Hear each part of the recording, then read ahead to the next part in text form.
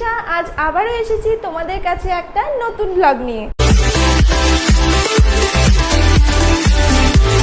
আমাকে দেখেই তো বুঝতে পারছো আমি কতটা খুশি। খুশির কারণটা এক্ষুনি বলে দিই, চলো বলেই দিই। আজ এতদিন পর আমি যাচ্ছি আমার মায়ের কাছে, আমার বাড়িতে। এই দেখো ভাইও এসে গেছে আমাকে নিতে। আমি তৈরি হয়ে গেছি দেখে ও তো আর একটুও বসলো না, বললো তুই তো রেডি হয়ে গেছিস তাহলে তাড়াতাড়ি চল। আমি বোধহয় একমাত্র মেয়ে যার মামুনিকে ছেড়ে আসলেও চোখে জল আসে, আবার মাকে ছেড়ে আসলেও চোখে জল আসে। সত্যি অদ্ভুত একটা মেয়ে আমি, জানো তো। এই জায়গাটা তোমরা অনেকেই চেনো, রঘুনাথপুর মহাশ্মশান। এখানটা দিয়ে পেরোলেই আমার ঠাকুমার জন্য আবার মনটা খারাপ হয়ে যায়, কিন্তু এটা ভেবেই মন শান্ত করি যে মায়ের চরণেই তো ঠাকুমা স্থান পেয়েছে, আর মায়ের কাছে সন্তান। এখন এসব কথা বাদ দি কেমন, নইলে আমার অবাধ্য চোখ আবার জল ফেলবে। তোমরা বরং এখন কাশফুলের সৌন্দর্য উপভোগ করো। সেই ছোটবেলা থেকে দেখে আসছি রেল লাইনের দুপাশে এত কাশফুল ফোটে, দেখলেই মনে হয় পুজো এসে গেছে। আর আমি তো তোমাদের আগেও বলেছি আমার দুই বাড়ি একেবারে সামনে, দেখো কত তাড়াতাড়ি পৌঁছে গেলাম। আর এ বাড়িতে এসে অপরাজিতার বাহার দেখতে পারলেই হচ্ছে। এরপর অনেকক্ষণ গল্পগুজব করার পর দেখি মায়ের একটা পার্সেল এসেছে। এখন বাজে ভোর 3:54। মা উঠেছে দই চিড়ে খেতে, আর সাথে আমরাও উঠেছি। এটা হচ্ছে জিতা ষষ্ঠীর একটা নিয়ম। এরপর সকালবেলা থেকে যেহেতু মাকে নির্জলা উপোস থাকতে হবে, সেই কারণে ভোরে উঠে খেয়ে নিতে হয়।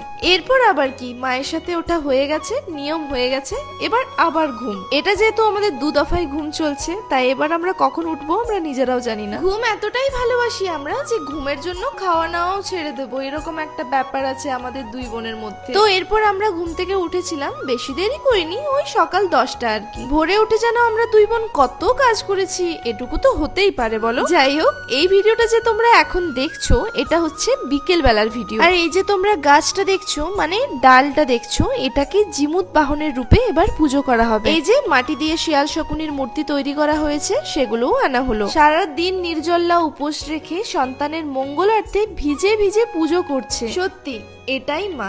আর আমাদের বাড়িতে একটা বুড়ো ষষ্ঠী আছে যার একবার প্রণাম করে শান্তি হয় না, দেখতেই পাচ্ছ 14 বার প্রণাম করে। এবার বুঝতে পারলে তো কার কথা বলছি। এখানে আমি শোভনকে বলছিলাম চল আজকে তোকে একটু কোলে নি। ও আমাকে বলছে সামনে পুজো দিদি, হাত পা ভাঙাতে চাইছিস কি? আর কিছুক্ষণের মধ্যে মা আর জেঠিমার পুজো হয়ে যায়, তারপর আমরা ভিজে ভিজে বাড়ি ফিরে আসি। সে তোমরা যাই বলো, আমার মধ্যে কিন্তু ছোটবেলার সেই দুর্বুদ্ধিগুলো এখনো যায়, আর জানিও না সেগুলো কখনো যাবেও কিনা। এরপর আবার কি সন্ধে বেলায় অষ্টমীর প্রদীপের আলোতে কাজল লতাতে ঘি বুলিয়ে কাজল পারছিলাম। এটাও কিন্তু একটা নিয়ম, জিতা অষ্টমীর দিন কাজল পড়তে হয়। তাই বলে আমাদের মতো নয়। বুনু আমাকে বললো চল আজ তোকে মা দুর্গার মতো কাজল পরাবো, কিন্তু বিশ্বাস করো মা দুর্গা কম মহিষাসুর বেশি লাগছিল। এতদিন জানতাম যত রাজ্যের দুর্বুদ্ধি শুধু আমার মাথাতেই আছে, কিন্তু এখন তো দেখছি বুনু আমাকে ছাপিয়ে গেছে। দেখো ছি কি বাজে দেখতে লাগছে। এবার তুই দেখ বুনু, আমাকে দুর্গার পরিবর্তে মহিষাসুর সাজালি তো, আমিও এবার তোকে শুম্ভ নিশুম্ভের মধ্যে কিছু একটা সাজিয়েই ছাড়বো। আমাদের দুই বোনের একে অপরকে ভূত সাজিয়েও শান্তি হলো না, এরপর আমরা হামলা করেছি ভাইয়ের উপর। ও তো বেচারা পড়াশোনা করছিল, আর আমাদেরকে দেখে বলে কাজল একদম পড়াবি না। কিন্তু আমরা কি সোনার মতো মেয়ে নাকি, একটা টিপ হলেও তোকে পড়াবো। তারপর আবার কি